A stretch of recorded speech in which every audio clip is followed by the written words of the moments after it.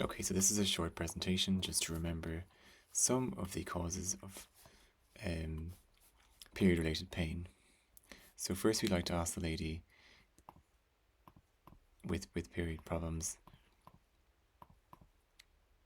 is there painful or pelvic pain? So do they have period-related pain to do with their periods? So this could be something like heavy periods, for example. So period-related pain here, right?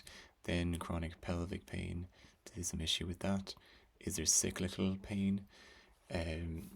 When they're having intercourse, is there deep? Can I ask you a bit about your sexual history? Is there deep intercourse? Is there any history of infertility? Have you been trying for pregnancy?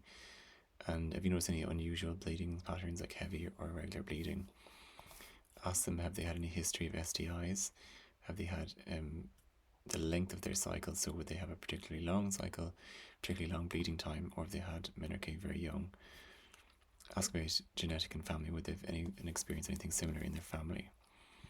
So other than that, we need to move on to ask them about a couple of other things. 1 second.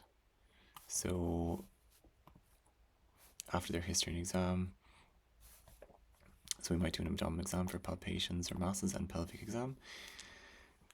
And after doing the examination, we will usually discuss, so it's likely that your problem is caused by a variety of factors, including breast and ovarian CA, AI disorders, ectopic pregnancy, time of work function, and infertility.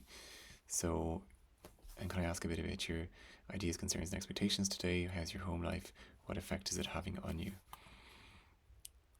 Then you can consider a TVUS for endometriomas if you feel there's a likely diagnosis, and consider up here, consider referral for definitive laparoscopy, diagnosis and treatment, possible GnRH analogues.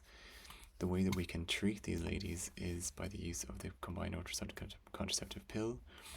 So we could consider treatment with 30 milligrams of levonorgestrel. This is a pill that you would take once a day. There's different ways of taking it. We can get into the prescription of that. You can also take symptomatic treatments like pain and paracetamol, and also acupuncture and Chinese medicine can be used as well. Lastly, the last thing we want to mention is that we can consider tests for anti-Müllerian hormone, FSH, and LH levels to see if the hormones are not responding. And that is essentially it.